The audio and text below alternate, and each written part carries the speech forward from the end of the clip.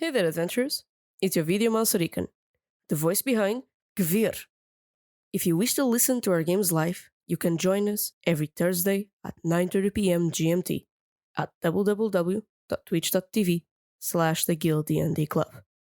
Our VODs are available on YouTube the following Saturdays and on Spotify the following week, and you can see some of our most memorable moments at Instagram and TikTok as well. And now, what you've all been waiting for. Let's talk about vampires, shall we? Well, sorry for the delay. We had some fine-tuning to do, but greetings and salutations, adventurers, and welcome back to another session of Curse of Strahd Reloaded, the Guild campaign. We play every Thursday at 9:30 p.m. GMT here on all our streaming platforms. That's Twitch, YouTube, and Kick. And we're now headed for session 49, the second to last session before we take a month break. So fasten your seatbelts and join us in for the ride. If you wish to catch up with our campaign, we have our latest episode currently available on our YouTube channel. You can find the link down below. And we post our VODs 2 days after our live streams. But if you are subscribed, you can see it at the end of this session right here on Twitch. Special shout out to Michael Gelfi, Travis Voy, and Everrealm Records for the soundtracks present during our games, and a very special thanks to Whitebed Audio, whose music has been playing in our waiting and break screens since the start of this journey.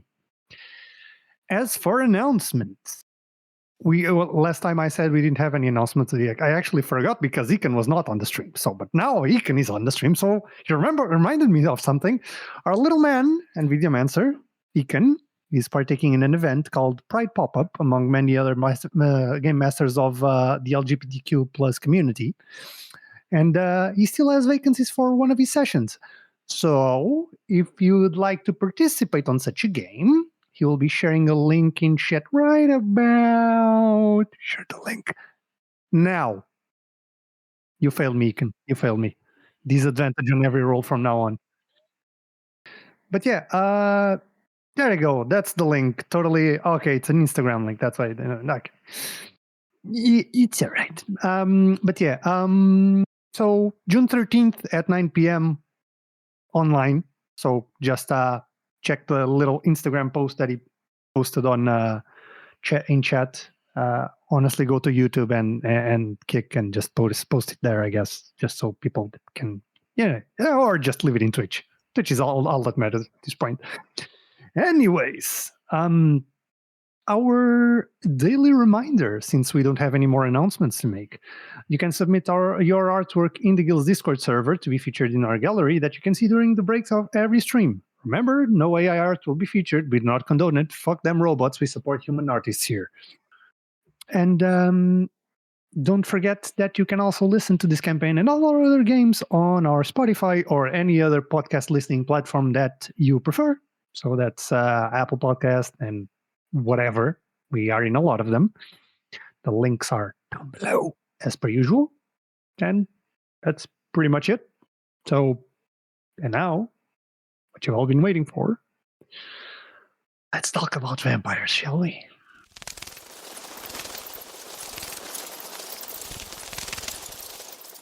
Well, hey, hi, hello, my dearest of players. Hello. So, yeah. So, who wants to... I forgot an announcement since... Well, as you can see... Oh, give me a second. You can do the recap because I need to go get my wife's dinner. I did last time. It's Grom now. Do whatever. Okay. Then let's see. Okay. Party on. Wait, no, hold on. Well, party on top of inside balcony. Wait, no. How? Where? What happened afterwards? I don't remember. Party inside of balcony. Hold on. Party inside of inside of balcony. Chief Druid appear with big branch freaks. Party fight big branch freaks. Grom and Guevir go, ow, ow, keep her to slumber. In the middle, Grom pick Guevir up, Grom down again. Grom get eaten by now 3 druids. 3 druids shambling. Dick Druid is healed by magical lightning that totally didn't appear for any other reason. Party defeat. Everyone, party happy, but Grom not happy. Grom outside. Party resting. With staff. Yeah, we got That's staff. pretty much it. Yeah, you just drop the staff on the floor and just walked outside. Kicked it to the side because I'm edgy. Excuse me. Kicked it I'm to the accurate. side. I'm accurate to the narrative of last. I was about to say last season, last session. Last time on Dragon Ball Z. And Anyway. previous season, Curse of Strahd. With that, as Grom kicks the staff to the side and just walks outside, Hikan, you see the staff.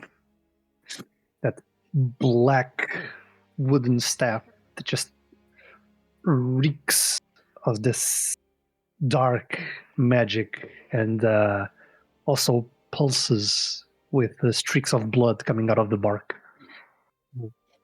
I put the spotlight on you all.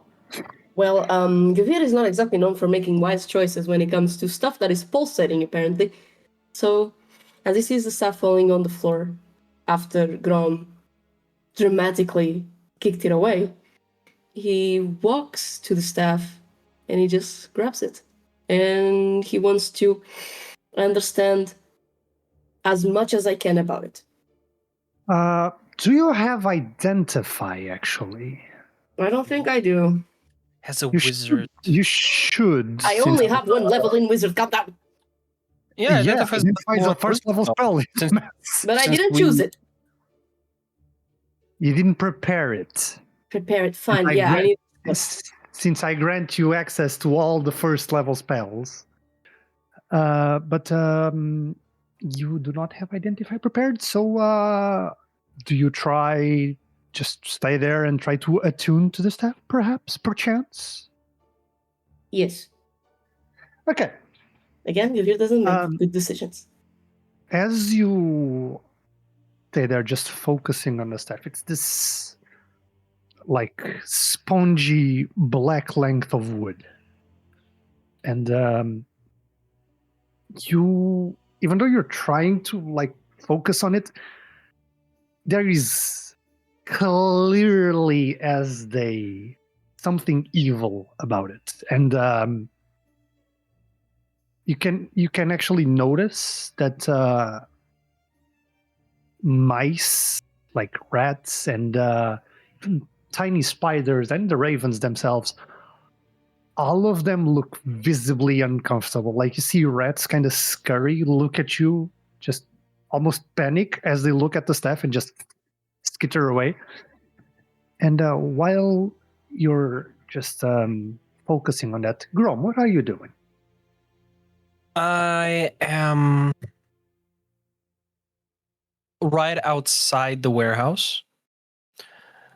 From what I assume that I remember from last session is that there are these big like gates or doors to this like to this like large tall warehouse section that we were in or still in. And I stepped out, so I would assume I'd be on the outside, right? So right now you'd be on the outside. Yeah. So looking out, I'd see. Would I be able to just like see everything around me, or is there something blocking? Right now, you'd be able to see the vineyards actually. So as you look, you just see the vineyards. There's mist just kind of covering most of them. You see the woods over yonder. No sign of the Martikovs as of yet, since you didn't give them the sign. Wait, wife has arrived. Hello. Your dinner is there. I am probably going to I'm going to start walking slowly towards the vineyards. No axe, no staff. And at some point, it kind of like walks a little bit sluggishly. Body still sore and stiff from the recent combat. The adrenaline now wearing off. He jumps over a fence into the vineyards. There is no fence. It's No fence, literally just open? no, open, completely open. Then You have like then he dirt just- paths all around, but pop off. Perfect. Then he just keeps walking unobstructed into the vineyards. Stops in the middle, far enough from the winery itself for it to feel like he's lost in a corn maze if there's a close comparison, and just breathe out, look out at the grapes lined up, some fresh, some probably maybe a little bit squashed. You notice that the grapes that are growing, or that they're not growing anymore, but most of these grapes are way past ripe. Most of them are like borderline unusable at the moment. You gather that that's probably because of the time that the Martikovs have been Hidden. kicked away. Okay. They were probably hoping to like gather them as soon as they could, but and from what you remember, Muriel saying, the shipments have not been coming for a few days now. Mm-hmm. So you kind of also tickles your brain a bit, because the grapes will not go bad in just a few days. Mm-hmm. Mm-hmm. So either they were very ripe just when the attack hits, and they just became like this, or something doesn't add up. He's just going to kind of like look out. Throughout all of this, his expression is just a little bit darker, more stone-faced, not a lot of emotion showing up after the outburst of just turning the druid's head into mincemeat.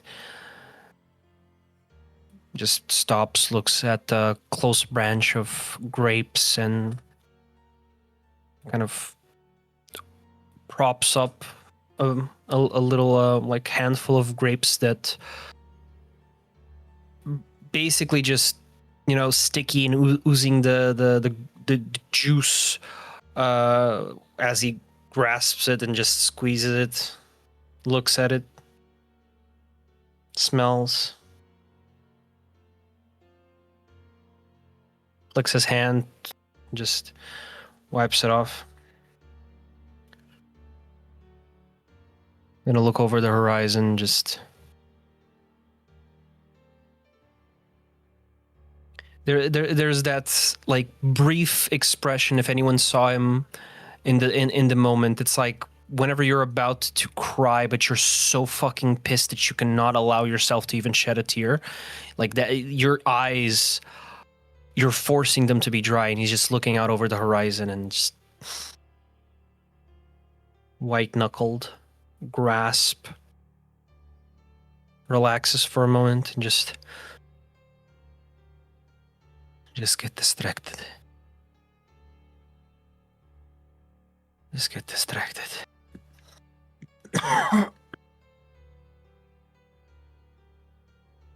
They're up. They're alive. They're breathing. They almost weren't. Why the fuck are these... Why are the grapes so... Shit. Ew, this is way past mature.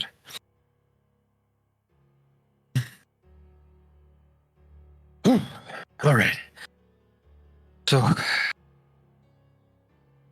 He's gonna examine the soil in an attempt to just get his mind wandering off of the borderline failures that he has been committing so far in the most recent skirmishes, if you will. And as that is happening, Guevir, Yes. as you are finally coming to a close in your attunement to the staff, you have the Gulthias staff, the branch of the Gulthias tree, a very, very gruesome and dark tree, both in appearance and in evilness. The staff has 10 charges, and it regains 1d6 plus 4 of its expended charges daily at dusk. And it has 2 features. The staff can be wielded as a magic quarterstaff, which on a hit deals damage as a normal quarterstaff, and you can expend 1 charge to regain a number of hit points equal to the damage dealt by the weapon. Each time a charge is spent, red blood oozes from the staff's pores, and you must succeed on a DC 12 Wisdom saving throw or be afflicted with short-term madness. Oh no. And the second feature is Blightbane. While you are attuned to the staff, blight and other evil plant creatures don't regard you as hostile unless you harm them. Additionally, if the staff is broken or burned to ashes, its wood releases a terrible inhuman scream that can be heard out to a range of 300 feet. All blights that can hear the scream immediately wither and die.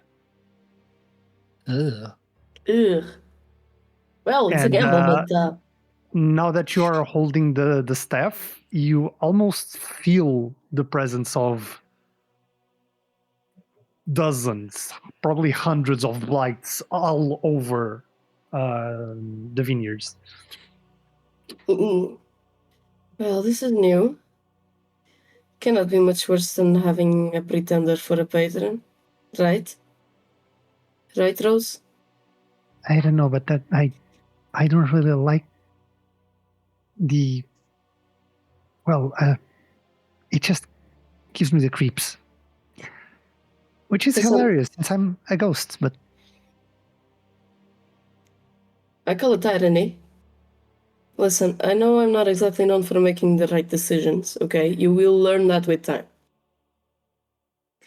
But as of right now, we need all the help we need, so I might hold on to this for just a bit longer. I know you don't like it. I don't like it. But if I have the patron for a while, I can have this. At least, well, it's useful.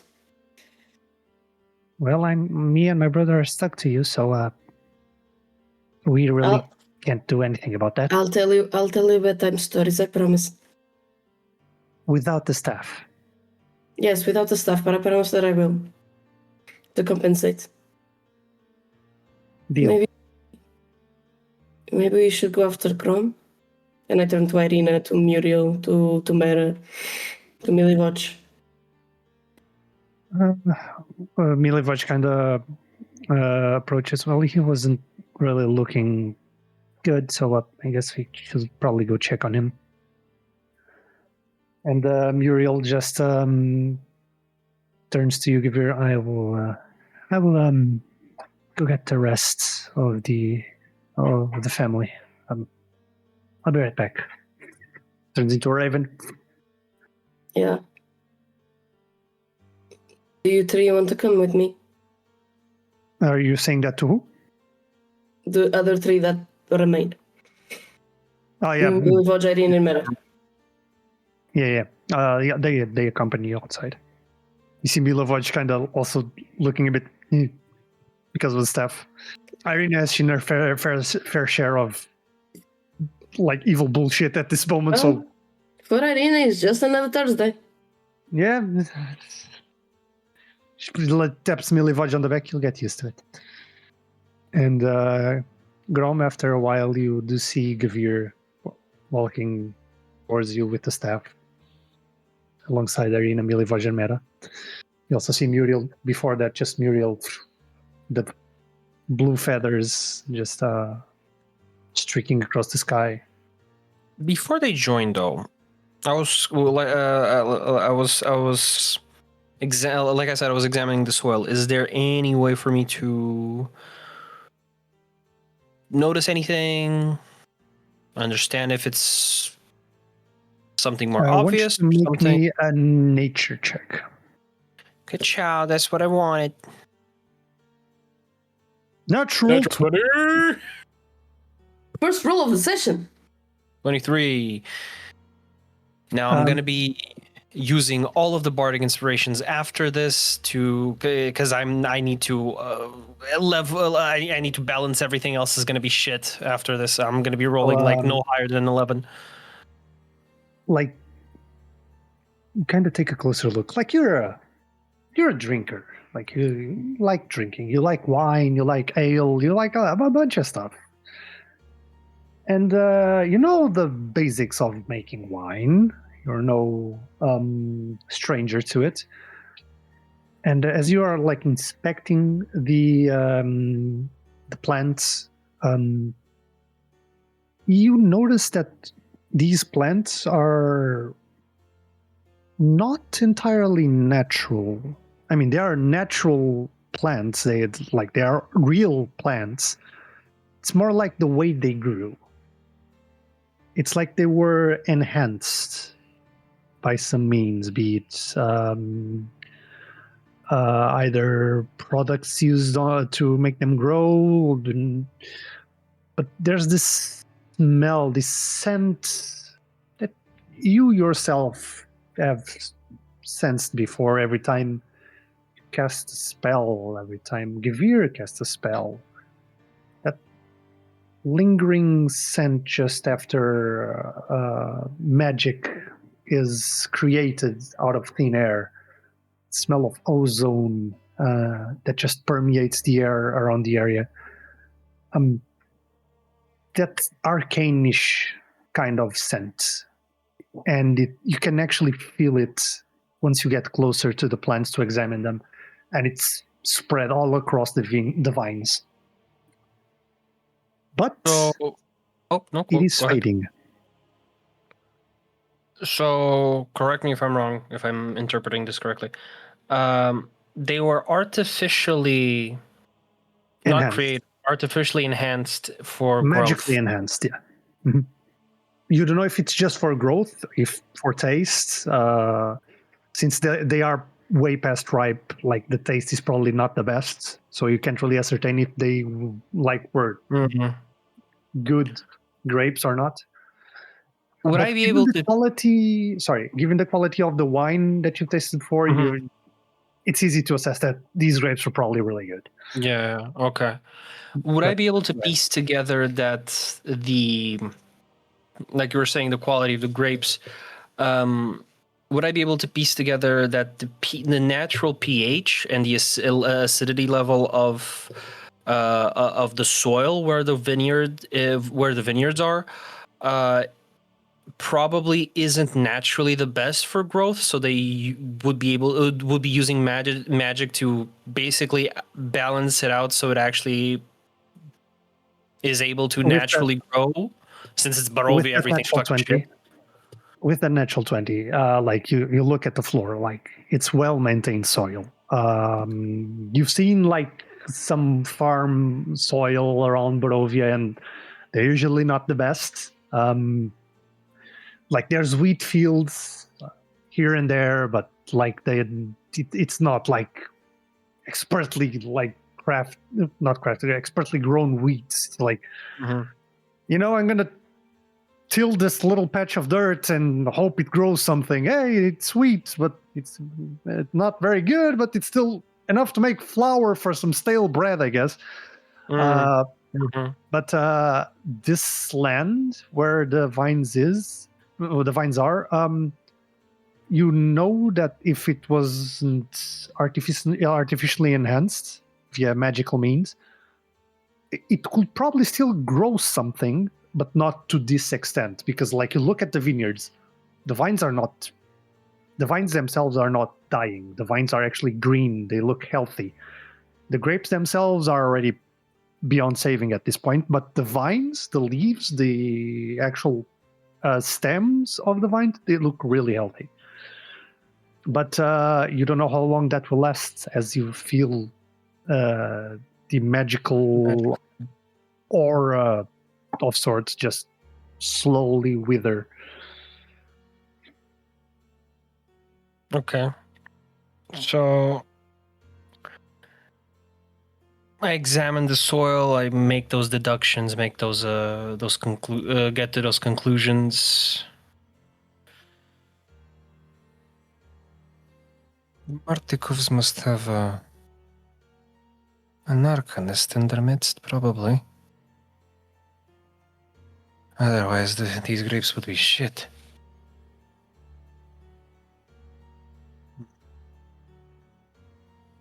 And as you say that, Guevir and the rest walk up behind you. Grom, You up and kicking? unfortunately, I guess. Dust myself off. What do you mean, unfortunately? What the fuck? I'm more worried about you right now. When you follow the ways of your natural emotions and channel them into strength, it can get a little bit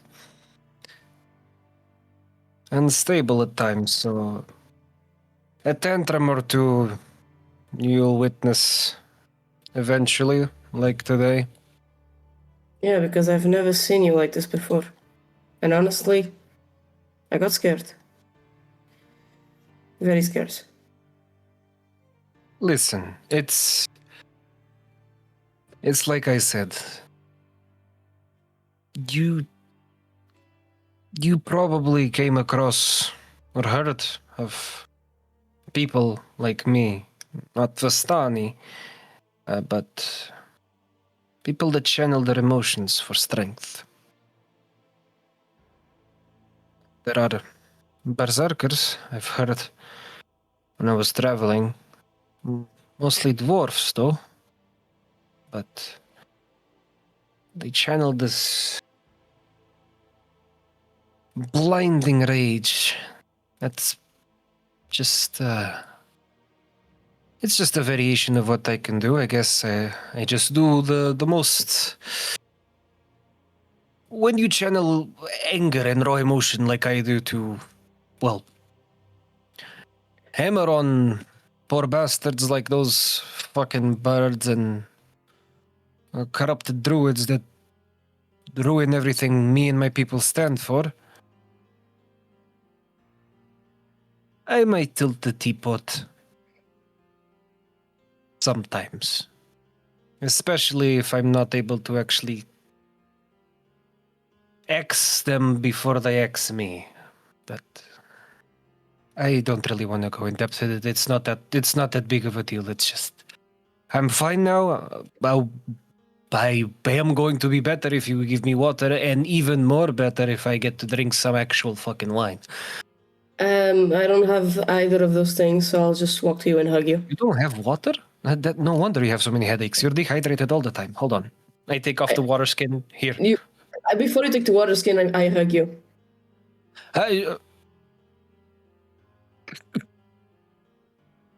Put that shit away. It's not the point now. I was parched. Listen.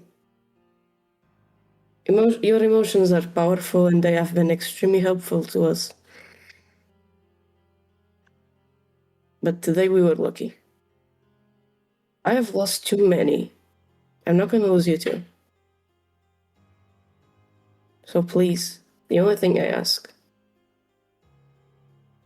just be more careful. I'm not just saying with you getting eaten by whatever that thing was. We were lucky that at some point there was like some weird lightning just fell off. There was a storm or something. Yeah, what the fuck was that? I was feeling so much better. Like he was breaking from the inside, and then all of a sudden he got stronger, and I felt the thorns tighter around my skin. I don't know Look what at it, and I happened. just show all of the Yeah. bleeding on my forearm. Yeah, I don't know what happened. But we were lucky. As you say that, you hear Miliva just, well, it was a shambling mound. They are they heal with lightning, and they can also generate light. Okay, then that was probably convenient from their side. I mean, we probably already knew that they had some sort of way of channeling lightning on command, but do they have a sniper somewhere? And as you're I'm looking, still hugging Grom, by the way. as you guys are looking, you just Pick him see up as I just. ravens just flying through the air, and then as soon as they go to land in front of you, their shapes just change into that of people. As the Martikovs finally arrive, you see Elvir and Claudio like looking at the winery, and clearly like so awed and slightly shaken since you were able to defy Strahd and his servants, and also a sense of hope, not just to these two, but also the entire Martikov family. Elvir looks particularly stricken, given that he was the one that was doubting you the most. And you see Davian approaching. I'll be damned. Well, I think Put Guevir down. thank yous are in order. You did us a great service. And I'm sorry. I'm a tough stone to swallow. Dick, cunt. What? I just like as he started. I'm a tough pill to swallow. Arsehole, dick, cunt. Just admit you were wrong. It's easier. You see Elvir like a bit more brightened up as soon as he said it. You just goes, forgot dickhead. And you see Davian just turn around, and Elvir just, sorry. Anyways, you are right to feel like that. I didn't really give you the best of welcomes, and I am sorry. But you did us a great service, and I believe I speak for all of the family. We are very thankful that you did this for us, and I believe I have not been entirely forthright with you. These druids, they didn't attack merely because they are bad neighbors.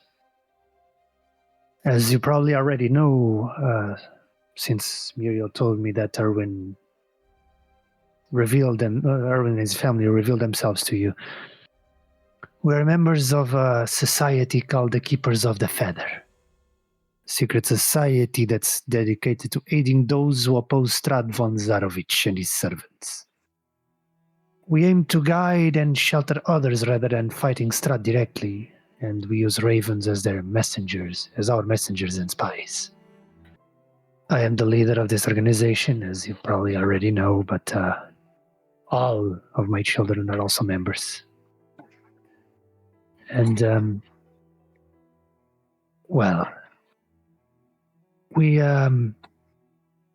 winery's best kept secret was the source of the wine. 3 green gemstones the size and shape of pine cones, enchanted with plant-growing magic. Since its founding, our family has been using these gemstones to grow 3 vintages of wine. Which, since you've been here for a while, you probably already know Champagne du Leston, Red Dragon Crush, and Purple Grape Mash number 3. However, 10 years ago, the gemstone that produces Champagne du Leston was stolen. I don't know who stole it, but I blamed Erwin for failing to keep watch, although he claimed to have seen an old woman in the fog with a raven perched upon her shoulder. And the same raven carrying the gem away shortly thereafter. So I never believed in his story, allegedly because the Keepers of the Feather know all ravens in the valley. So we would know if that was a raven that stole our gem.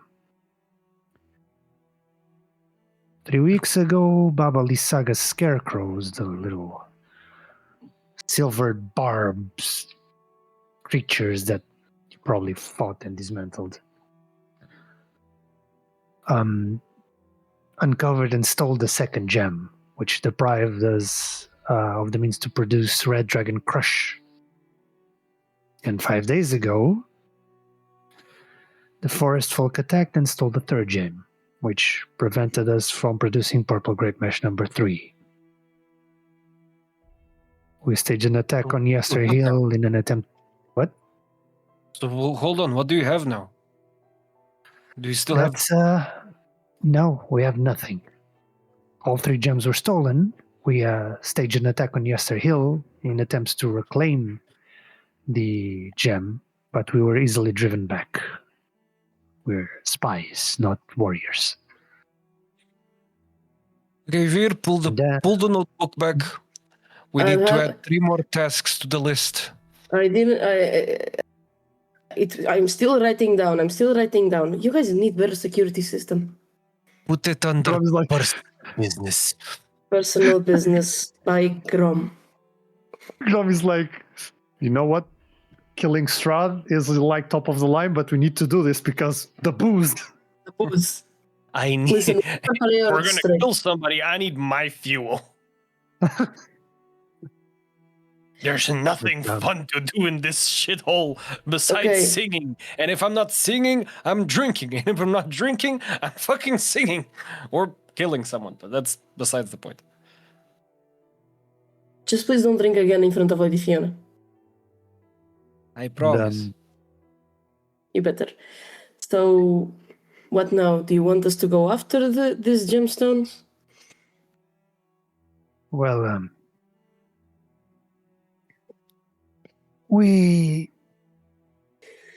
if you are, well, it's not to doubt your capabilities. We just understood what you're capable of right now. But I myself, unfortunately, do not believe you are capable of defeating Baba Lysaga. Certainly not with your current abilities. The druids, however, as we are able to see, are a different story. So if you can go to Yester Hill, defeat the druids there, and reclaim the third gemstone at least, so that we can at least resume part of our production. I want a bottle in exchange. Lad, if you're able to do this, I will even offer you a keg. Grom, you heard this. Where do I sign? Well, we'll be busy restoring the winery, but kind of looks at Muriel. She's one of the few combat-ready members, and I believe she is more than willing to join you. And Muriel just appreciate the help, honestly. Mm-hmm. Muriel just looks at you. Well, you're stuck with me a bit longer, it seems. No. Humanity. Oh no! Oh no! I elbow Mera in the back, kind of pushing them a little bit forward, like. Yeah, I'm just doing like that. The Shrek look like. Right, Mera. The meme of the monkey just. Yeah. Ain't that fun? Yeah, but I think before we go, I think we need a nap. Yeah, you need a rest. It's honestly, it's honestly better if you take a rest and well, I urge you to travel to Yester Hill before the next dawn. but you're able to rest, and I'll ask Muriel to wake you up just before dawn. It's still an hour walk there, but it should be more than enough for you fellas to have a good night's sleep at least. Oh, that would be nice. If we go to sleep now, we wake up before dawn and we just move on our merry way. We Right, would Grom? appreciate that. Honestly, that sounds magical right about now, but I would At least go probably ask to you for sleep one more after thing. having dinner. One more thing, if Yeah. possible. Yes. Do you have any way to take a bath? We do, yes. As I look at him, dried blood splatter all over my face and clothes, a little bit of brain on the shoulder, a little bit of eye on the chest, and then just the overall grime from all of the needle blights, the shambling mounds, and just overall dust and dirt that settled on a sweaty Grom skin that then just started creating that layer of just not the best smelling party member. And as you are like preparing, like getting ready to go back to the winery, Davian turns to you. I do have to ask, did any of the druids mention anything by the name of Winter Splinter? Oh, yes. Oh. The Supposedly druid it was coming or something. It was on its way, I guess. Maybe it's late. I don't know. Our So, Raven spies heard briefly during their attack on Yesterhill, during our attack on Yesterhill. We noticed that the druids appear to be preparing for a ritual of some kind atop Yesterhill.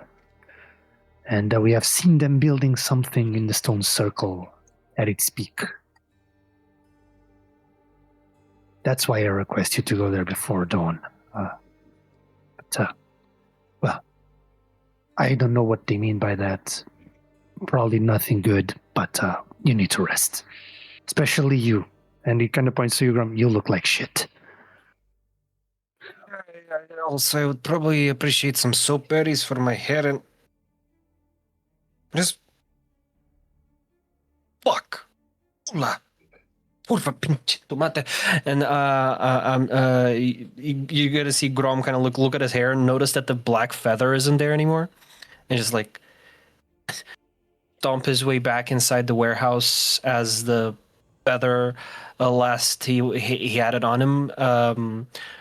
Unfortunately, dropped from like his rage, his blind rage moment when he was just smashing and chopping the head, the brain of the druid into minced meat, and the feather fell on the pool of residue and blood and baloney. So he's gonna go back there and pick it up if it's still there. It's like it's a single feather at that room, so you are able to just. There are some other feathers probably from Mera, but guys, do that and head on to the winery for some rest and relaxation. And with that, we're gonna go on a break. On our own rest and relaxation. 5-10 minutes, and we'll be right back. Don't go anywhere. Stay there. You're grounded until we come back. So, and until the end of the session. Stay there. Hello, we are back. Since you go to take your rest, click on your long rest buttons. thank God. Do prepare spells if you have to prepare spells. I actually want to talk with Grom. Like, what spells do you think I should prepare? I want to Okay, be specific. so As of right now, prepared, I have Witch Bolt, Thunder Wave, Silvery Barbs, Shield, and that's it. I have those 4. And Ice Knife. So I think if I give you the ones that I have, because as a bard I only have those. I don't have the list available. I can tell you my first and second level spells that I have always prepared, and you can kind of like build around that if you Yeah. want to like either Because in a way, reinforce some I nerfs kind or of spells, like to have or silvery bars as well, just as a backup. and there you go. That way, so I have cantrips. I have only one damage cantrip, which is Vicious Mockery, and then Dancing Lights. Then for first level spells, I have Bane, Cure Wounds, Dissonant Whispers, Healing Word, Silvery Barbs. For second level, I only have Shatter. So those are the 6 spells that I have. Okay. I Then have I have Shatter and Dissonant Whispers, but I think it's coming from my Warlock side. Warlock. Okay. Yeah, so I gotta check from the Your wizard. warlock list is separate from your wizard I know. list. Hence Warlock side. I mean, No, I'm saying it's on in a separate section. That's what I'm saying. The warlock one is the one that says Pact Magic. The section that says Pact Magic. That's all your warlock spells. The one that says first level is all from the wizard. I know.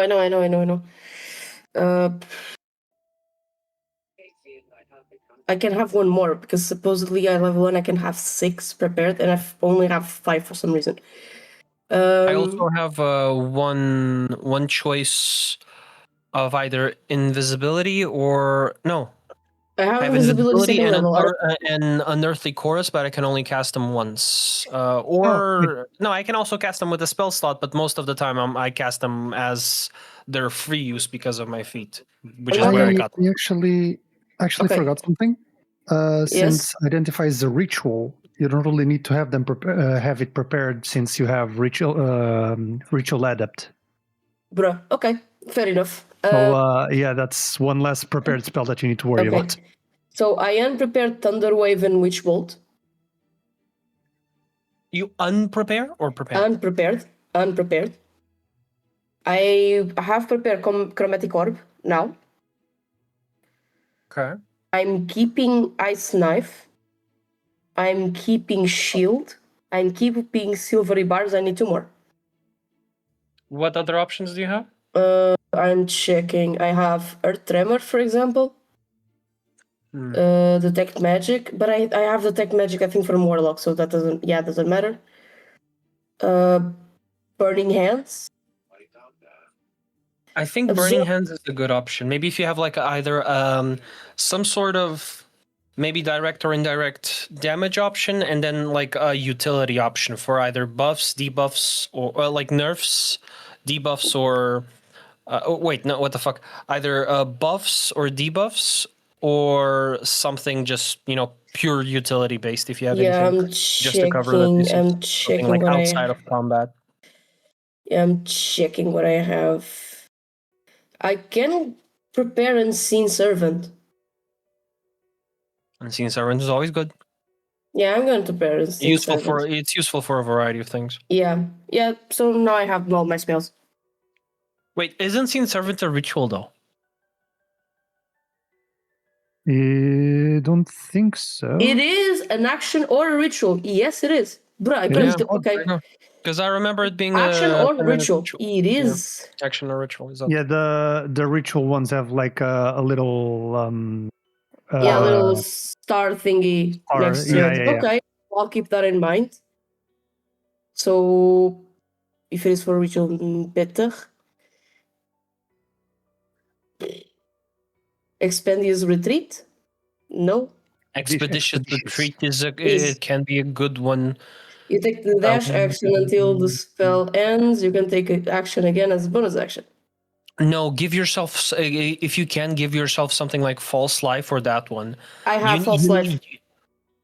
Put it, unless you have it from Warlock, then in that case, find something similar. I don't have it from Warlock. Then get yourself False Life. You're the one that you need something that you can only for yourself to like cover the squishy base. Yep, done. Okay. So, Do any of Wait, you want hold to on, do? sorry. Either that or magic armor. I don't know what's your AC situation. Like mage I armor. mage armor. I Um, chose. I have Mage I armor have shield. wouldn't. No, but still, mage armor wouldn't do much difference to you at the moment. I don't know what's Yeah. the AC Since it's, situation looks. It's 13 'Cause plus dex modifier. It would turn my It's a AC maximum of 14. 16. Because it puts 13. it at. No, he will keep the same AC because he has 0 dex. Yeah, then in that case, false life. Yeah. Then, no more. Okay.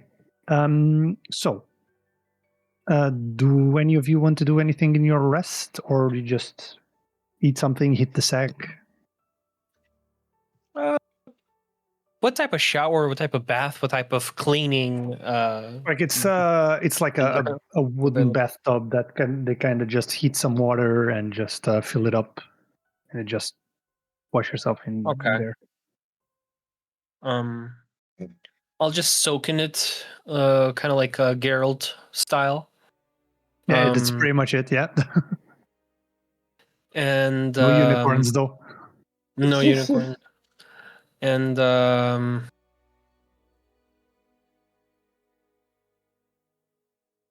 wash the feather as well, just from all the grime and blood that it fell on.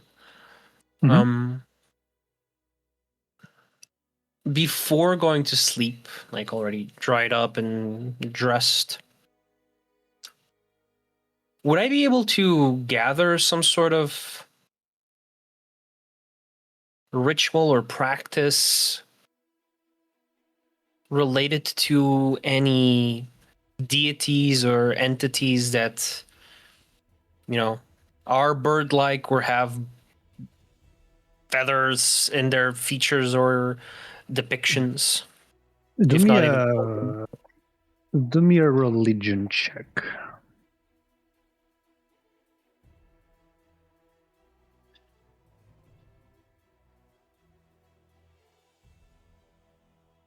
even 18. Like in Barovia itself, as of the current time, you know that the 3 main religions are that of the Morning Lord, Ezra, the ruler of the mists, which is the religion that Lady Wachter practices, and the Lady of the Night. As of bird-like deities, you don't really remember anything. You know that the first folk, like before the forest folk and the mountain folk splintered, they venerated the 3 Fanes, an old triad of deities that ruled over Barovia. You already saw some of their temples monoliths.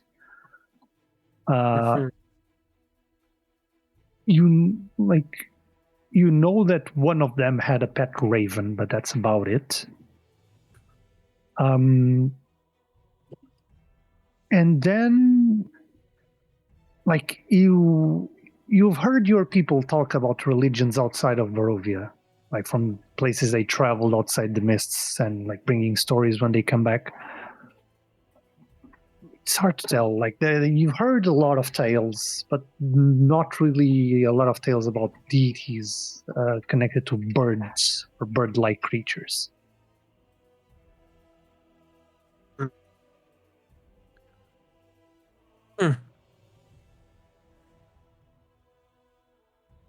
Remind me the name of the silver dragon. It's Argynvost. Argynvost. Okay. Right before sleeping, I'll just find a candle, if there's any available. If there's not, I'll ask for one. I'll light it up right next to my bed, perched up maybe on a box, or and when I say bed, just sleeping spot. I see. Perched up on a box or crate or something. Mhm. I'll settle the feather in front of the candle and just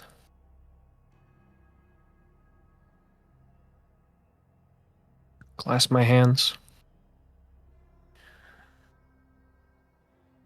I don't really know how to do this, as I'm usually a man of self-belief. But I have hit the ceiling, Arkenvost. I need any push in the right direction that I can get.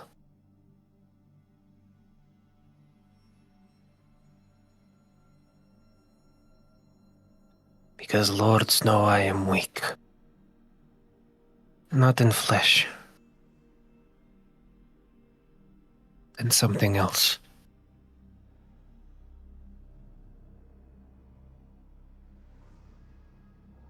If it is you that dawn me with this feather, please. Tell me what it means. And if it's not yours,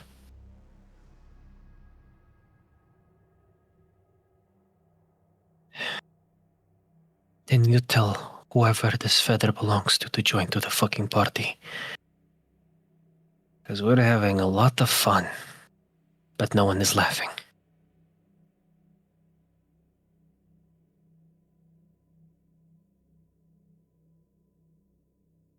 And also, they're killing grapes. I need them. I need the grapes. I need the wine. It's so boring out here. Please. Please, I beg of you. They don't know how to appreciate good music. Roll me a D100.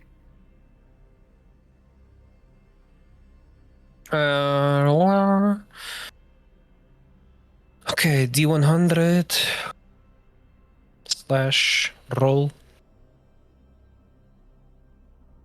Natural 20. Technically, it is technically a natural 20 on a D100. Okay. I was like, did this motherfucker get a 100? Natural 100. Just to see something. Let's-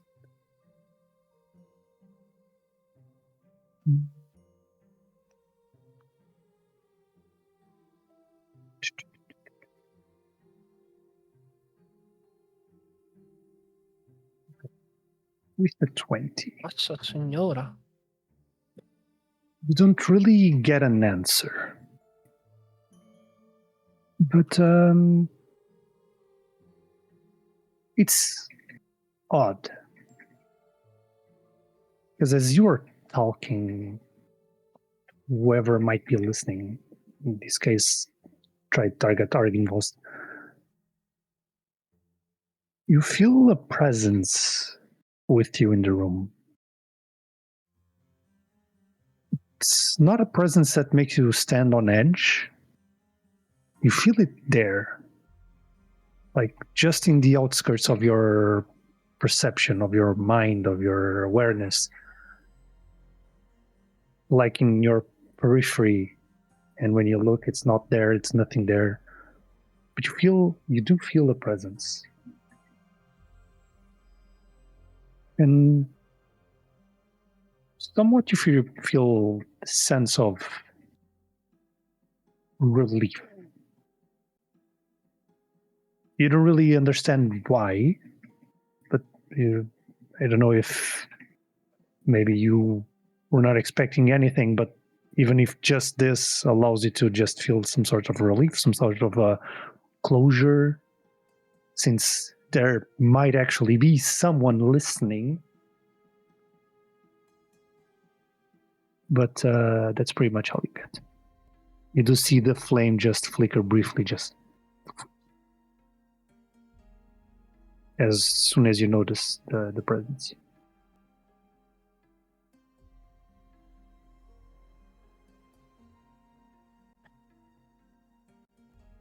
And clasp my hands and just go, It's not like I was expecting an answer, but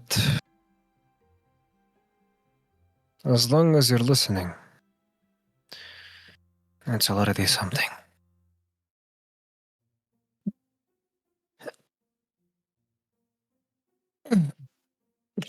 As you Crash on the bed. as you prepare to sleep,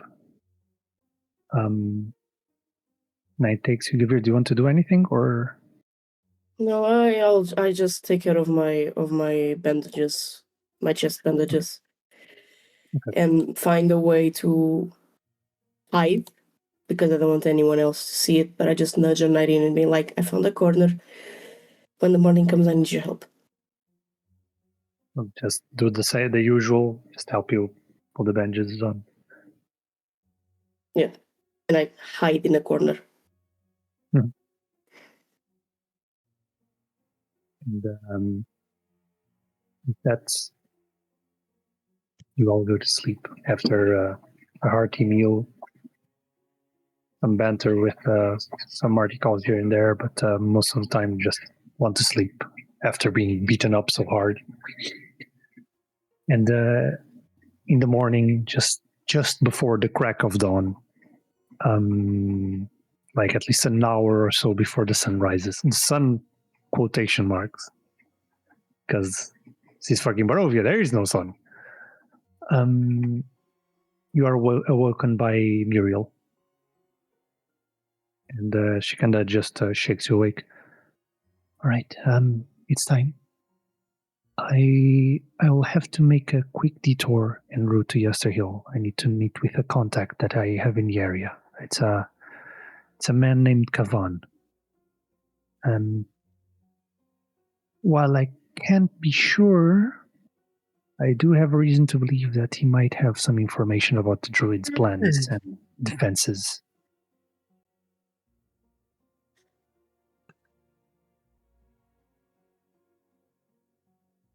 All right. You're gonna have to repeat that at least like 5 times as we go to the carriage, because I got like the first word of that. So keep Actually, it coming. I would suggest just going on foot, really. Since we are going on enemy territory, it will be unwise to bring a carriage. Right. But yes, The previous meeting number the that I said, contact, double Kavan. that.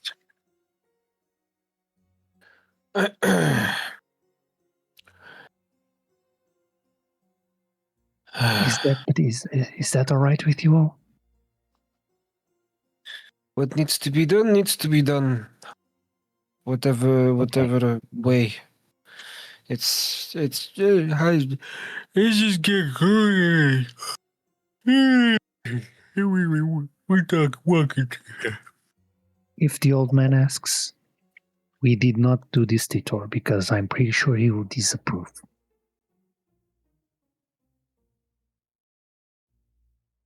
Disapprove of what? Never mind. That's exactly the spirit, Grom, and she kind of just smacks you on the back. I just finger gun. I am dumb, Um, but I am socially aware. as you gather your things, most of the Martikovs are asleep. A couple of them are just on watch. They see you kind of nod as you pass by with Muriel. Muriel just says her goodbye. And as you set off, a thin, chilling mist curls through the vineyard, kind of twisting around your ankles as you set off from the winery towards the main path. And you head south, the cold moonlight filtering in from the lower clouds and casting long shadows across the loamy earth. And the velvet cloak of the night sky rests silently overhead, but it's soon swallowed by the gnarled canopy of the foliage wood, whose long dark branches reach over the path like skeletal limbs. The The mist is thicker here, and the air is crisp and chill. But there's a palpable silence that seems to envelop the entirety of the wood. And the quiet is only occasionally broken by the snap of a twig underfoot, the squelch of mud beneath your boots, or the distant hoot of a mournful owl. As you continue onwards, make me a perception check. Do you want me to make one for Mera? Sure. Then first one for me. I'll give myself bardic inspiration ahead. Wow.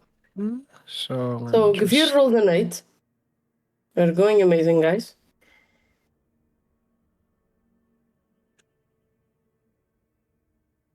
And Mera, being the saving grace, rolled a 15. Also, I'm going to say something, Alex. Don't use a bardic inspiration on this.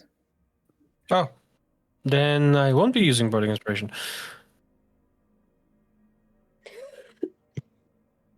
10.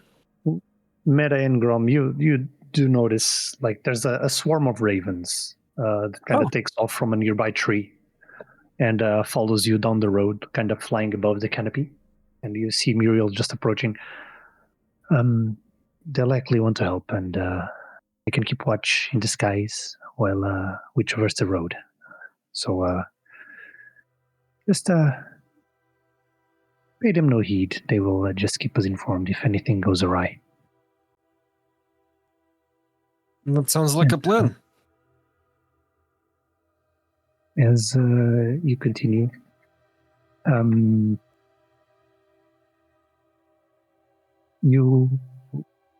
you see like Muriel getting nostalgic.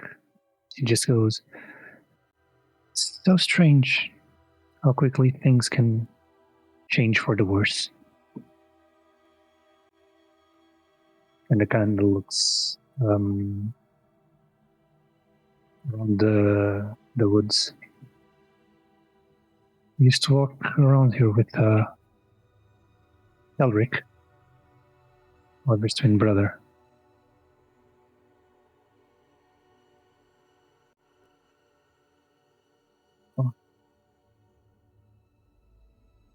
Anything just, fun to do around here? Anything fun to do in these parts? Well, aside from trying not to run into any druids, not really. It's the same old Barovia. You know, the local werewolves, vampires, zombies.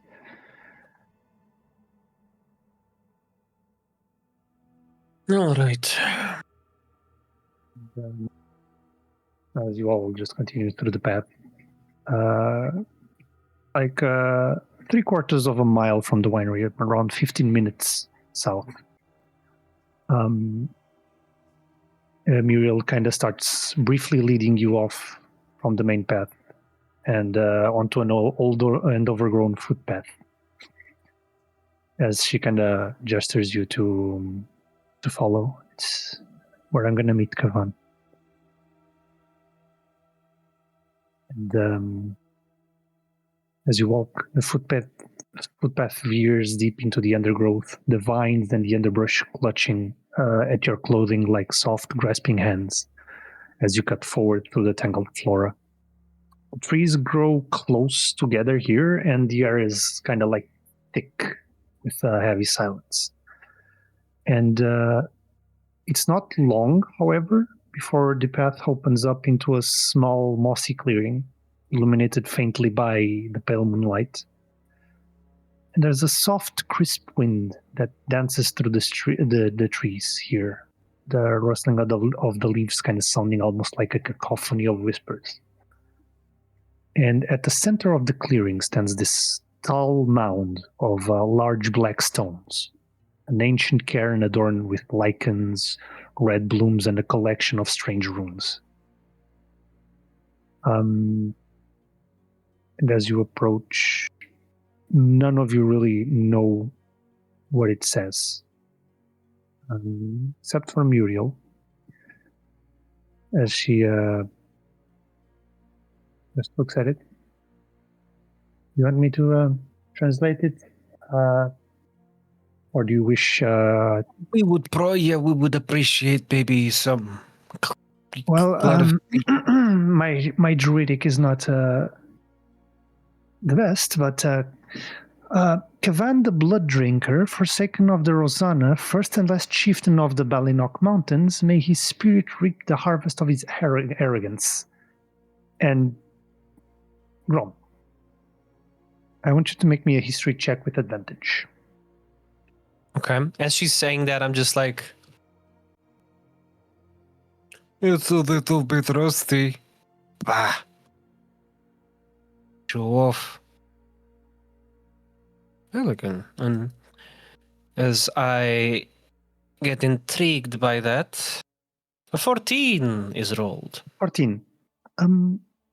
You do remember the name Kavan. It didn't trigger anything the first time she said it. Maybe because you're still half asleep, but now that she said this, you remember something. What was it? It Kavan. sounds familiar. Kavan was a young chieftain of one of several tribes of the First Folk that dwelled among the Balinok Mountains. He was ambitious and proud, and legend says that he entered the Whispering Wall, the Wall of Mist, near the mountains of Barovia, that now encompasses all of Barovia,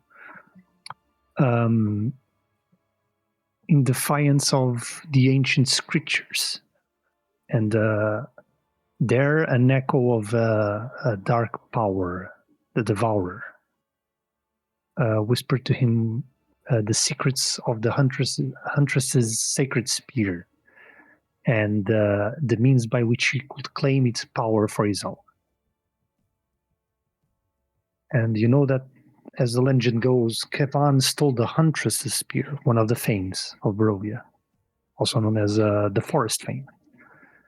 And they used the secrets of this dark power to strengthen his warriors and deface the shrines of the Ladies Three.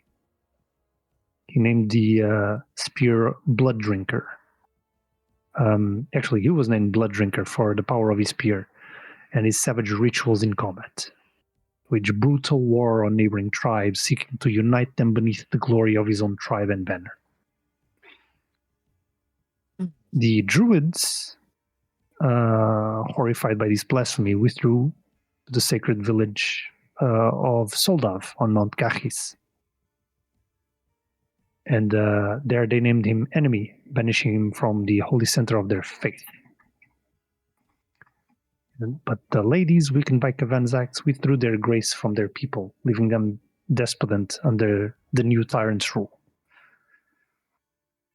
And you know that he lived long enough to see his sons and daughters turn and squabble amongst themselves, fracturing the nation he had worked long ago to build. And as he lay sick and dying in his elder years, you know that the last news he received was that of a new invasion. This time by the now ruling power of Barovia.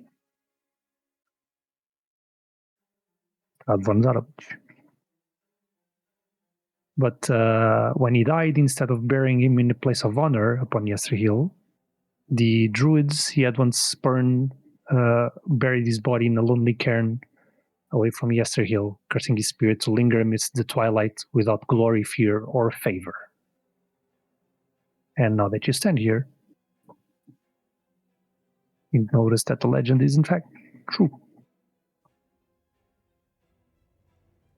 So your father was telling the truth in all those stories.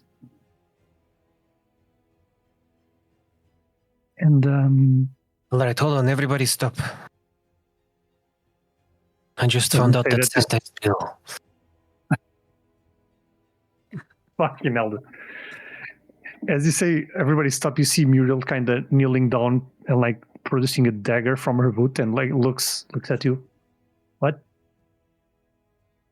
I have the stuff ready and the book and the kids in my head, and I'm like, you cannot just say that without giving context. It's just, do you know when your parents talk about tales and stories and myths and whatever the fuck? And you kind of have this perception that, yeah, sure, it might have happened. Might have not. This right here proves that the stories that my father used to tell are very real. And this right here is cursed. In a way, well, the spirit that's, that once belonged to whatever is beneath that cairn. Oh, lovely. Sorry, the pollen is getting to me.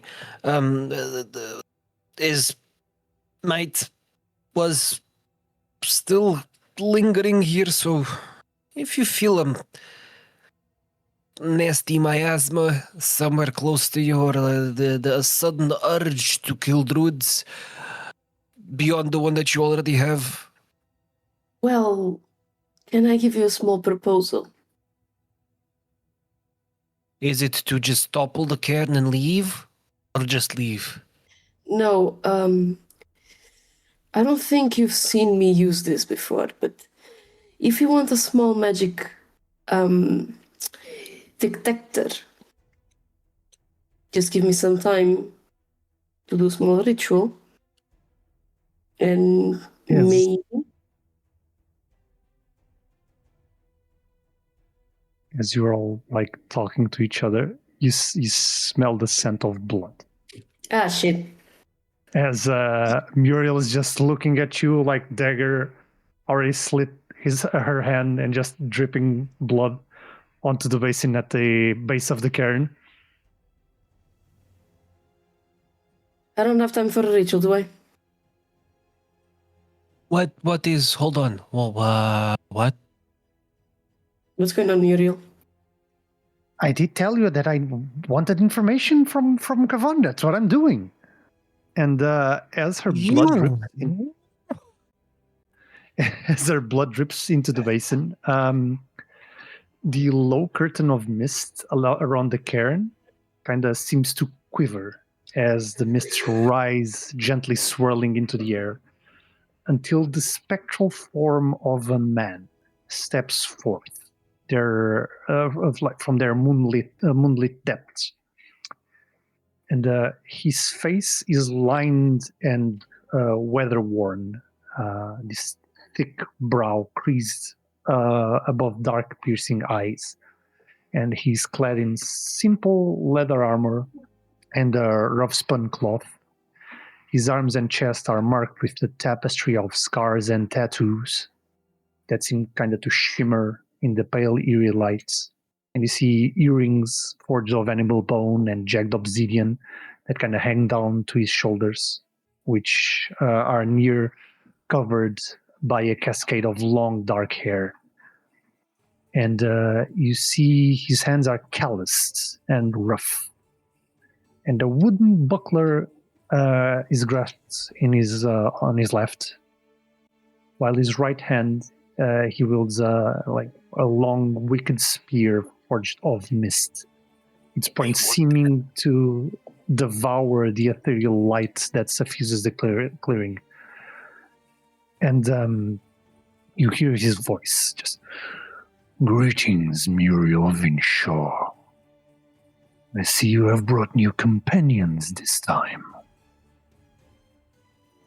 And you see Muriel just completely, like, naturally just, well, everyone, Kavan, everyone. It took me a little while to piece it together, but it all makes sense. What's up? And you just see Kavan just looking at each of you. Just beating his chest twice. "Greetings, warriors. Want to know of your clans and victories. Who are they?"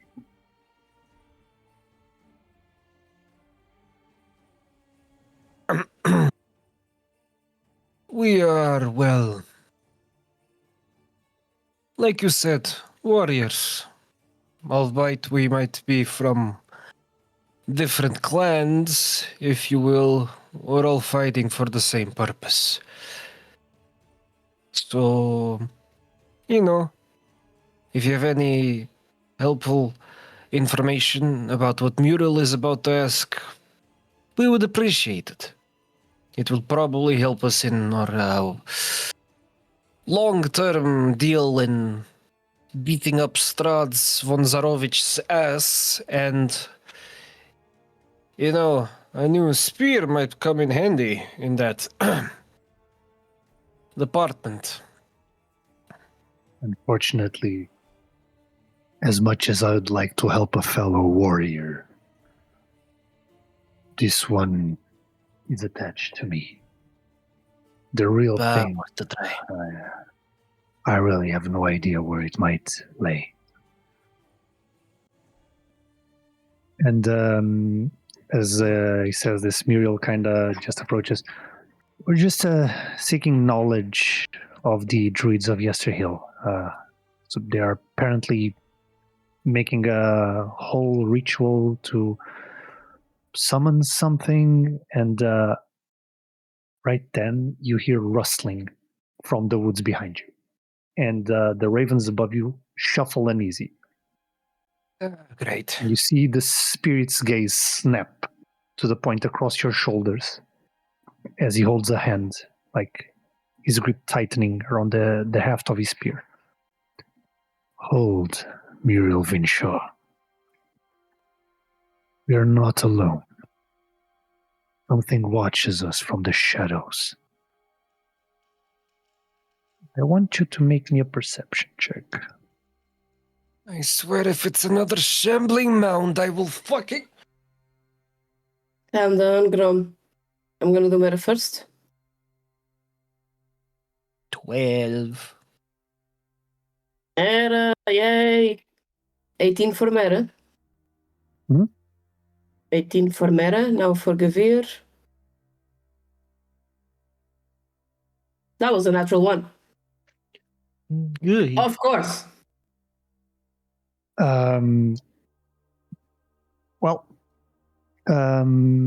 Mera does notice this. There is a humanoid silhouette that kind of flickers in the trees before vanishing amidst the darkness. Just as Mera notices it. She kind of points towards that direction.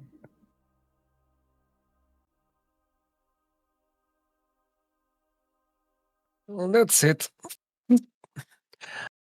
I unlock my crossbow mechanism in the loot and just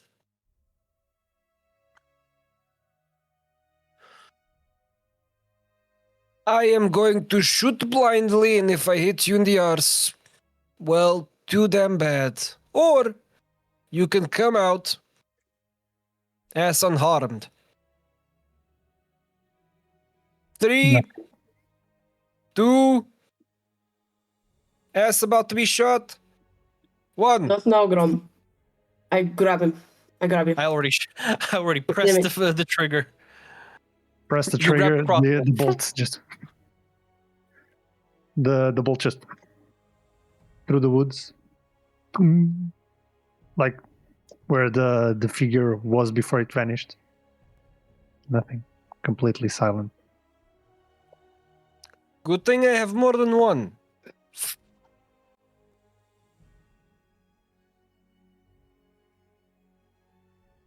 I point to another direction and I just start kind of like going through the bushes like eeny, meeny, miny, mo. Are you approaching the area where the silhouette was, or are you just standing like in place? Mostly standing. Like I will like close the distance just a tiny bit, just so I can be in the closer general vicinity from all of the possible bushes that a silhouette of that size might hide behind. Okay, so just walk further, shoot. No, not shooting. I'm just like seeing if there's any reaction from the bushes. Nothing. Well, I only have one crossbow. Maybe someone could,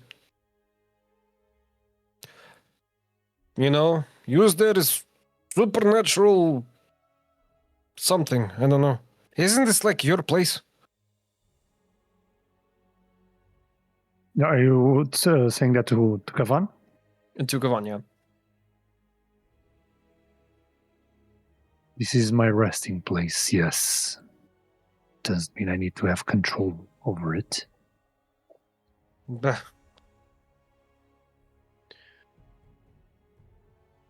But do you approach the place where the figure was, or you just continue No, on with I'm getting... gonna keep a distance, but I'll just put the crossbow back and get the axe on. Okay. Well, if you come out, I'll chop you. Then I don't want to be wasting bolts. As the kind of close distance, like dead leaves crunch underfoot as you pass between the trees. There's like the thick mud that kind of squelches beneath your boots. But there's no sign of any living soul amidst the cold darkness. But you do notice this faint reddish light that kind of flickers in the distance, like a campfire obscured by branches and brambles. All right. I see you. Come on out.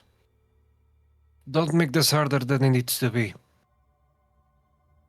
As you kind of approach the light, suddenly the ambient sounds of the forest, the whispering of the wind, the rustling leaves, even the distant hooting of an owl, everything goes eerily silent. From the depths of the shadows, where the trees are the thickest and the light there's not penetrate, comes this deep, lurking malevolence. Like the air seems to hum with tension, like the tendons of a beast waiting to pounce. And you cannot help but to feel to the very depths of your soul that you are being watched by something powerful, old, and almost unfathomably patient. And just then, the sensation fades. The quiet sounds of the woods return, and a heartbeat later, you see the crimson light flicker out.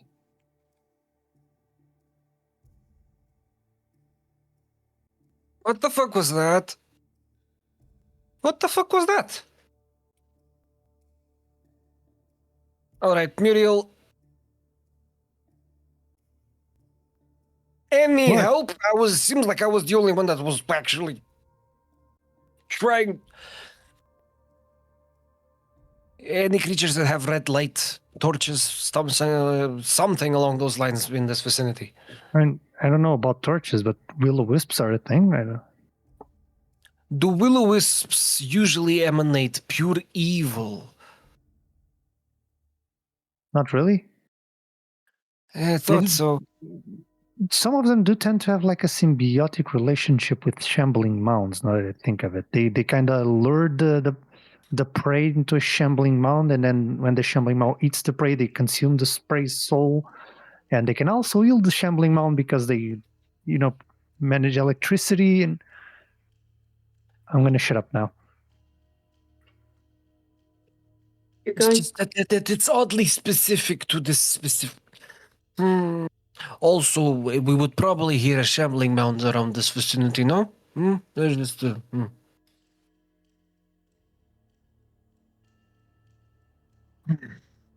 Anyways, whatever that was, it seems to have gone away. So, shall I? We best hurry up with our gathering of information before we're spied on again. So, Kavan, what can you tell us about the druids? And just now seems calmer. Forest folk have been more active lately.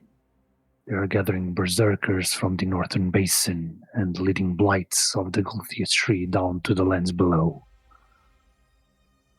They appear to have obtained a new leader, this dark-skinned woman clad in a white gown and a golden tiara, piercing eyes and a pair of sharp fangs.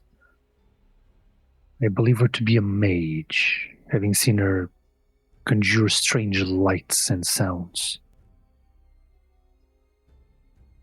The forest folk of Yesterhill, which my people once called Saramizeget, they obtained something both new and yet incredibly old, an enchanted gemstone that once belonged to my people, that I actually thought lost long ago.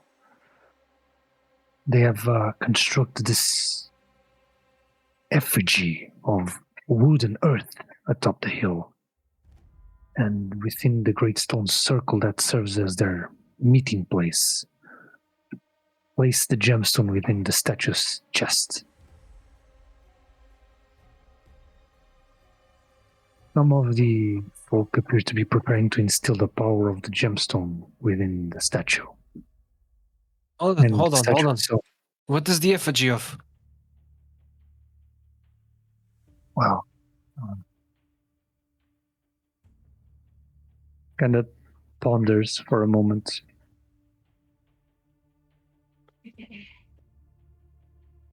I think whatever that effigy is, it is related to the Guevir, since it's woven from the roots themselves that grow atop Yesterhill. The ritualists have bonded themselves to the tree's bloodthirsty roots and plan to harness the power of the eternal storm above Yesterhill to give life to wherever that is.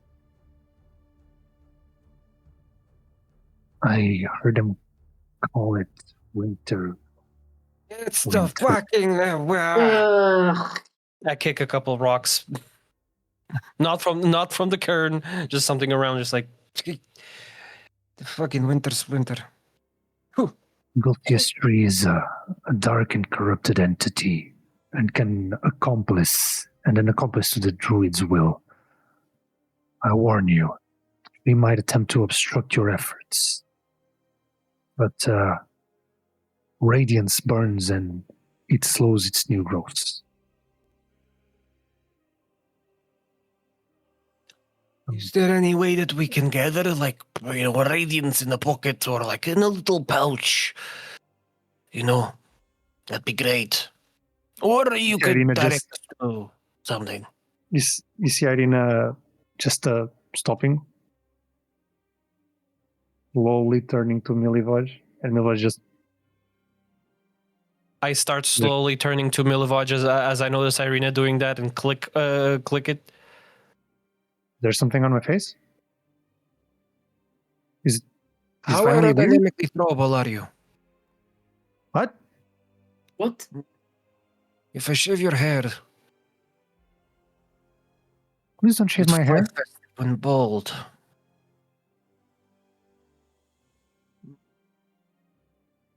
Or I could tie you up at the end of a spear and just wave you around. Grom, what are you plotting? Radiant burn. Milivaj. You wanna use Radiant. You wanna use the kid as a bait? No, that's silly. I'm gonna use him as a weapon. How is that less silly?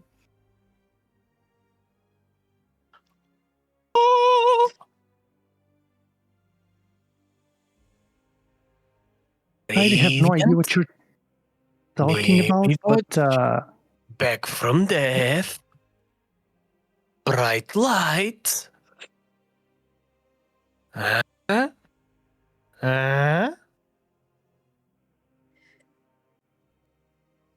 Explain that to me in common, please.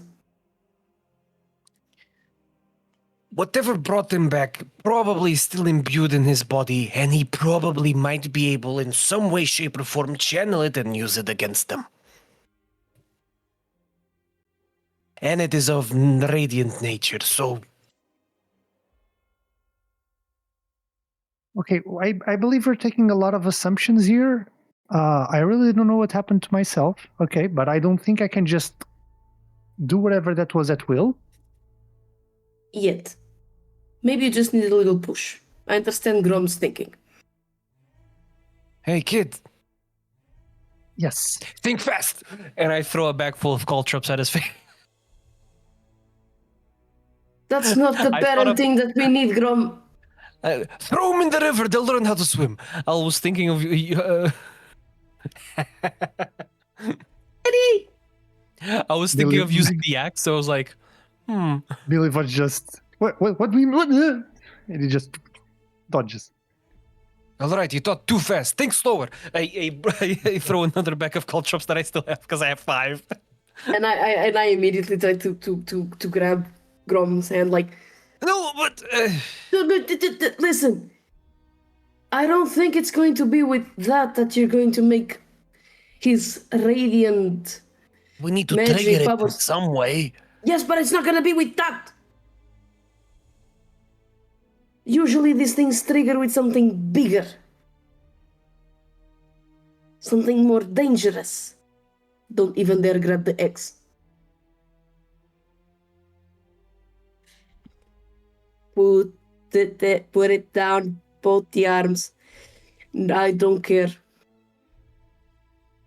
You said bigger and dangerous. I mean, dangerous like the things that almost killed us yesterday.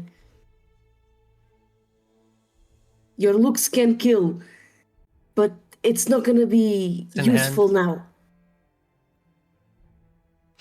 Lower it. Lower. Lower. Lower it. No. Grom, why am I being the father of this party? Because you probably didn't have yours growing up. Touche. That's on you for telling that.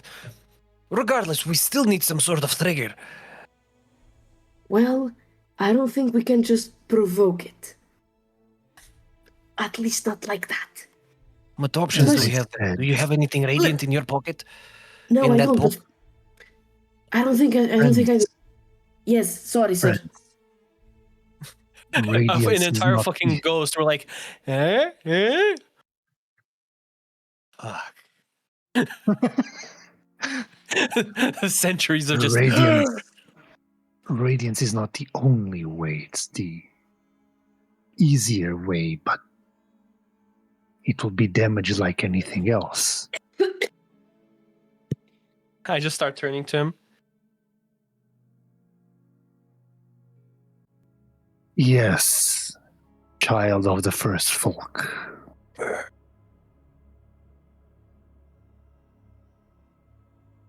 Regardless, there are more than a dozen druids and berserkers now atop Yester Hill, though more have been arriving every day. They appear to be waiting for the one they call the Shadow Lord, Lord of the fortress to the east. And he kind of points in the general direction where Castle Ravenloft is situated. The druids of the forest folk appear to be far less capable than their ancestors, and should you succeed in disrupting their ritual, such as by removing that gemstone from the statue's chest before the ritual is complete, I'm quite sure that the resulting backlash from the storm's harnessed energy could kill any surviving ritualists.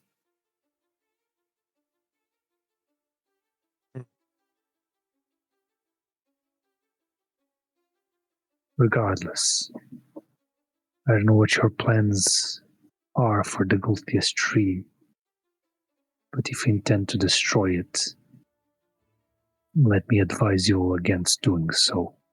While you do not know the source of its power, it is the host to a great and terrible evil.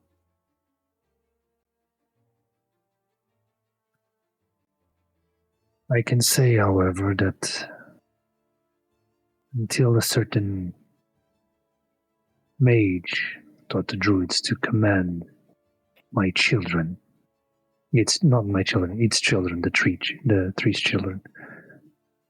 The tree took little action on its own and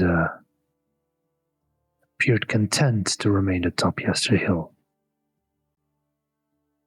When you defeat the druids of the forest folk, they will likely find the Gulthius tree to pose little threat to them.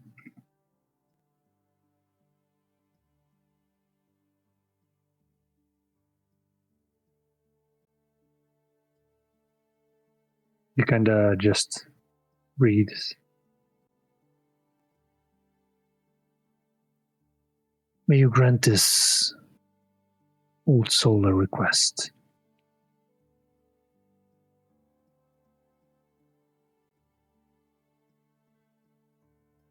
I turn to Guevir. He's looking straight at you, Grom. I look at him. I look at Guevir. You still have a little bit of space at the end of the notes, right? This I is grab the specifically notebook. for you, child of the first folk. Don't worry, I have a personal section for him on the notebook. Just say it. I'll check my agenda, but you should have a slot. At this point, I'm your agenda. One of the druids, an elder named Svarog. He wields a gnarled wand forged of petrified wood. It was once wielded by the spiritual leaders among my people. Should you return it to me and prove that you are trustworthy, I shall tell you where you may find a weapon of great strength to aid you in your fight. Just putting pretty letters. Grom, this is important. Okay. And what weapon is that you speak of, out of curiosity? Learn that once you return. Fair enough. Is it the sword by chance? Very shiny one. Patience, young one. Yes, sir. Right, Grom? We have our agenda for now, so I guess it should do. And, So I think we as- should do this first. As he notices your impatience, Grom, he kind of just feel the ghostly hand just touch your shoulder. I failed my people in life, but in death I wish to atone for those mistakes. Take the word of a dead man that wants to help you. We'll take that in stride.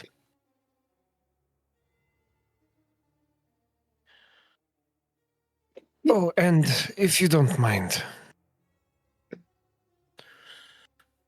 I'll get closer to his cairn and I'll take out the silver scale that I have.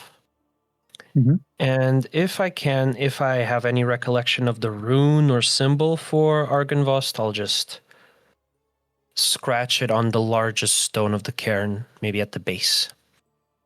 Okay. Scratch it there. you might get lonely sometimes in here. Getting a direct channel to talk to a new friend might be nice. See. Thank you. He might be a little bit out of touch, but you should be fine. It's okay. With that, Well- Kavan just turns to Muriel. Muriel Binshaw. Friends. Till we meet again.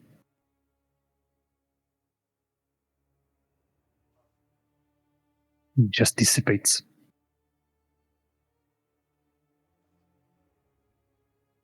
Oh, that was fun. As you return to the path, as Muriel kind of guides you, you continue traveling south to Yester Hill. And an additional 25 minutes, you're walking, mud squelching under your foot. The moon still in the sky, but you can notice that like the pale lights of dawn is already peaking on the horizon. Even with all the clouds in the sky. You hear a voice. Good evening. Or perhaps good morning. Are you fucking for real? And you see a tall, pale figure emerging from the inky darkness betwixt, riding atop a fiery steed. You see the figure's eyes burn through the shadows like smoldering coals, and his alabaster skin seems as cold as marble in the moonlight. He's immaculate in dark tailored armor, and beneath his pristine obsidian black hair, his lips as red as fresh blood curl into this satisfied, malevolent smile. What the fuck do you want now? The steed beneath him just snorts, and you see flames dancing from his nostrils as its fiery mane kind of flickers like a hellish halo around its head. You see wisps of acrid smoke kind of fill the air with a scent of sulfur and burnt flesh. And powerful muscles flex faintly beneath the contours of his coal-like hide. You also notice a flash of metal, gleaming with gold and deep burgundy, and glittering within the saddlebags strapped to the beast's back. The man's heel kind of clicks against his steed, and it steps obediently forward to obstruct your path. You see Strahd in all his glory, kind of smiling, like his smile widens as he drinks in the sight of you, his gaze boring through the dancing shadows that lurk amidst the path. As he approaches, Lady Coliana, a pleasure, as always. And he looks at Muriel. Ah, a new friend. Turns to you, Grom and Guevir. Are you going to introduce us? You seem to know everything around these lands. Do we really have to? Already, it's like You know us. Are you that bored that you have to force introductions to people that you already know? Yeah, like, good, sir. At this point, just bring a bottle of wine and we all have talking, and you get to know us finally. If it is to play this introduction game, at least do it. Come on. As you're saying that, he kind of like looks at Muriel, like takes note of the like blue hair strand. Your features are quite familiar. We met before. And you see Muriel kind of just her eyes kind of widen. No. See? Never met each other? Do me an insight check. Oh, for fuck's sake. I'm gonna do one for Mera as well. Oh no. This smells like bullshit. Mera is rolling so well. 25 on Mera. Okay. Where's my insight? There it is. 7 on Guevir. Yeah, No. Mera's like, it's not that like she knows that Muriel is scared and trying to say no, we never met, but that's clearly bullshit. I mean, it's Mera's girl. Of course they would know that they're calling it bullshit. It's more like it's not like a bullshit towards you. It's a bullshit towards Strahd.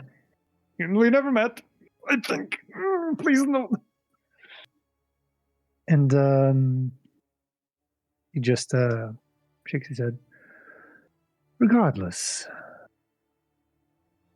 What business might you have on the road to Yester Hill, especially at such a dark and forsaken time of night? I honestly find that it's always at the final hours before dawn that I most enjoy. But I confess I did not expect to find kindred spirits on such a lonely path this eve. We didn't expect to find you either. So it's a pleasant surprise for both of us, I guess. We heard it's lovely this time of year on Yester Hill, so, just decided to add our voices to the reviews, so to speak. Kendall looks at you. So, you have come for much the same reason I have. To witness the forest folk's great triumph, the birth of the tree blight they called Winter Splinter. Although, the dark eyes kind of glitter in the darkness. I would hazard to guess that you have come not to celebrate the druid's mighty victory, but to vanquish it by sword and spell. Is that correct? What makes you say that? I'm just hiding the stuff away. Like, I have nothing.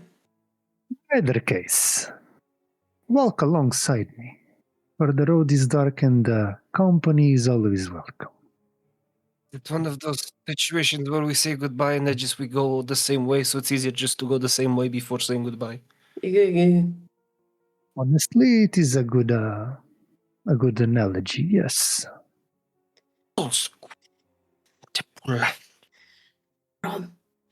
I'll mind. Awaken mind with Grom. The fuck do we do now?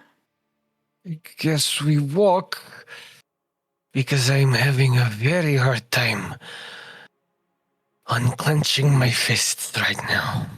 And like, if you take a look at his hands, white knuckled to the point where like he's dipping his nails into his palm, like you see a couple of of blood drops.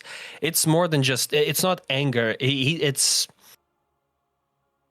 fear. I mean, it's. I was about to say that. I was like, should I like say like, oh, is there any role needed? Because like he would try to keep it, hidden from Strahd, but as a friend, he would probably have a little bit of more of a insight in Guevir. But you would probably be able to see that it's not fear of Strahd, it's fear of the last time that he appeared and what happened afterwards. Listen, you will have your chance to take revenge for what happened.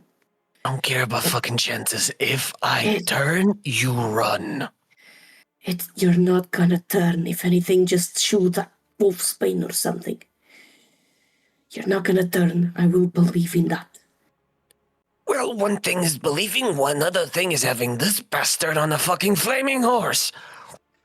Listen, he wants us to walk with him, right? We walk with him and at some time, oh, look, it's shiny, and we go some other way. We move away from him or something. I might have something for that. Do you?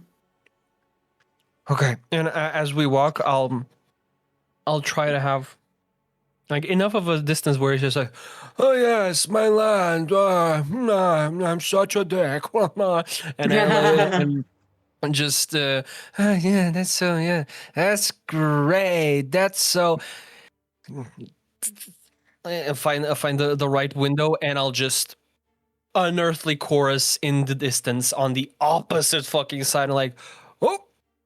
Ooh, I wonder what that is. I think that's something that we, should probably, it's actually in the same direction where we were going. So maybe our tasks and our agenda is a little bit earlier. We have to go. We have a schedule. Very well. Also, Master Milivoj, I am deeply sorry for what happened last time. Sometimes guests can be a little rude to their hosts. Can I? Excuse me? Can I make a wisdom saving throw Can? and see if if Grom manages to hold himself back before just fucking you fuck. Any way that I can also help? How are you going to help? Can I just grab his arm and be like, Grom, please? Okay, yeah.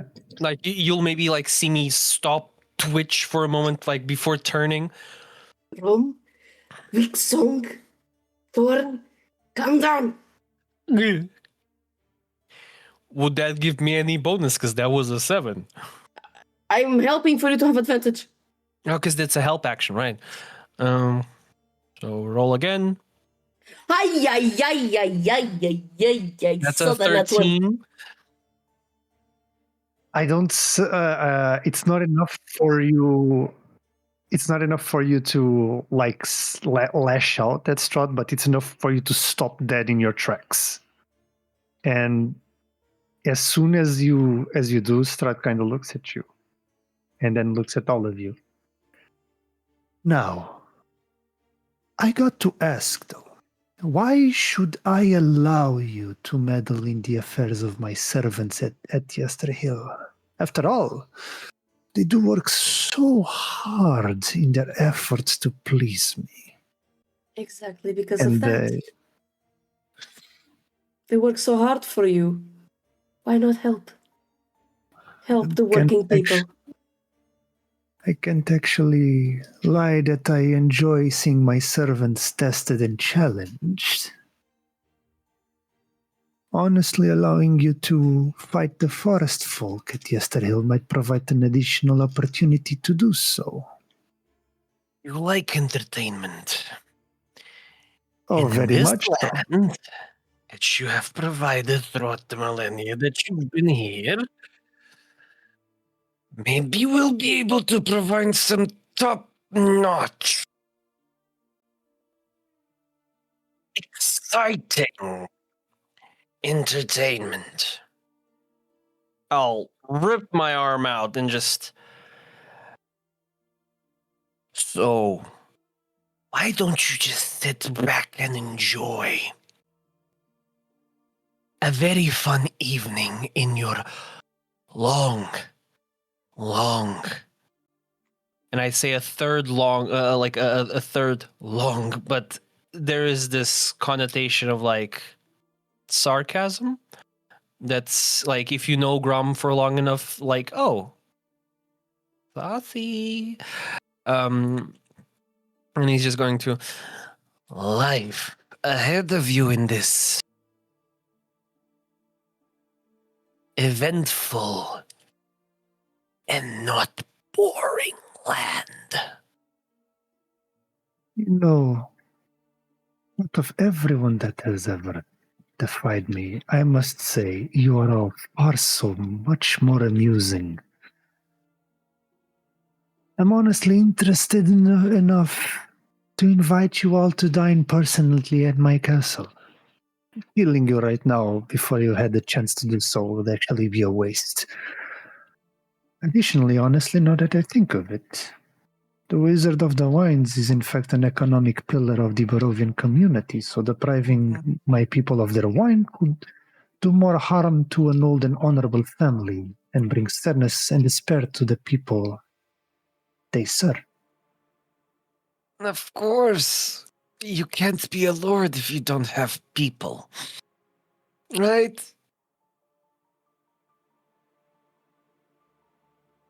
Wouldn't it be a little bit too sad to be a baron in an empty castle?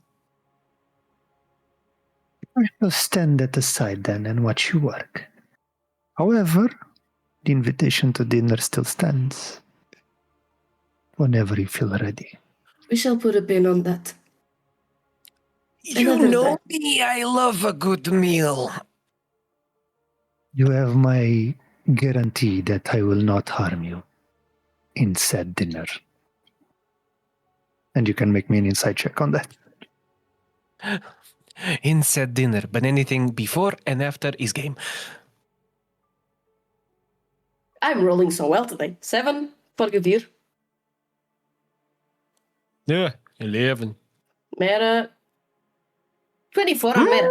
Good shit. Mera can definitely tell he is telling the truth. So it is before or after it'll try to fuck us up. I mean, Mera was like, Mera kind of noticed his tone. And Mera, they kind of like, you no hurt us. Not other people hurt us. And you see Sister very sharp, little Mera. I shall inform my servants to be lenient enough to allow you to pass the night if needed. You have my word as the Lord of Castle Ravenloft. You will be safe. You'll be dined, honestly, to a very hearty meal. And you may even inspect my domain, should you decide to do so. Right. You'll be happy to know I don't have any allergies, so you could tell your chef I said that. I'll keep those into account. And he kind of continues walking slowly. And he just stops. You know, I am impressed by your audacity.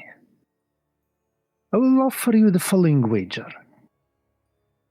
Should you succeed in this task, you may meet me at the base of the Whispering Wall, to the west of Yester Hill, after the ritual. I will Take more offer wolf you bane. gifts. While he's talking, just more wolf's bane. And I will offer you a gift and share with you a secret. And he kind of like with his nail just cuts his paw. See like blood start to drip, like contrasting in his pale skin. You have my word.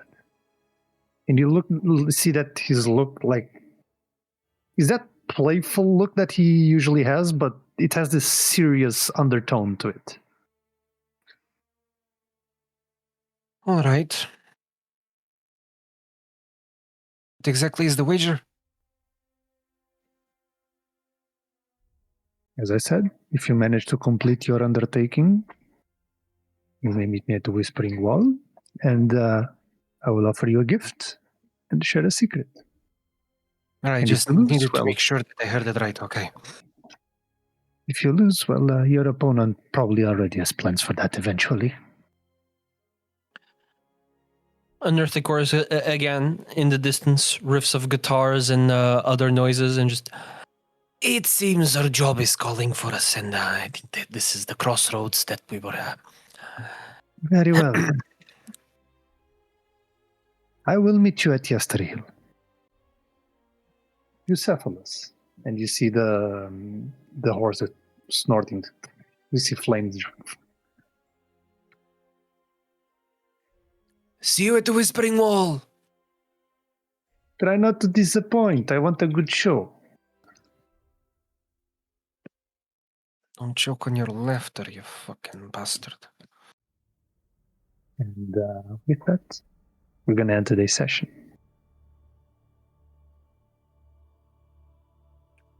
So, Bitch. Itch. Little cunty man, bitch. I love having Strahd just serving cunt every time. Little bitch. Little cunt. Dude would make a hell of a drag queen, that's all I'm gonna say. The He is already a shades drag to the- queen. Don't insult drag queens. What do you mean? What do you Drac- mean? queen? The- Get it? Because Dracula? Bang. fuck. What do you mean? If anything, that aligns more with the whole cunty aesthetic of it. Dude is trying to serve shade and cuntiness, and I'm like, I mean, it's the only thing that he's Bitch. good at. Bitch. So, Yacht. So thank you all so much for watching to this session. If you wish to watch our sessions, you can find them on YouTube, or you can listen to them on Spotify or any other podcast listening platform that you use. And don't forget to join us on Instagram, TikTok, and Blue Sky to keep up with some of our best moments. And for our subscribers, if you wish to watch today's VOD, you can find it right now here on Twitch. I will see you all. We will see you all tomorrow in the Book of Aryn. And then I will see you on Saturday with Cryptographer Study. So, yeah. And also, if you want to play on Hikan's game, Hikan, share the link, send the link. Again, it's in the pin messages. It's in the pin message. Then It's there in you the go. pin messages. Yeah. Right, Pin pop-up event. All right. So, thank you all for watching. And stay a while and let's rate somebody. So, bye-bye.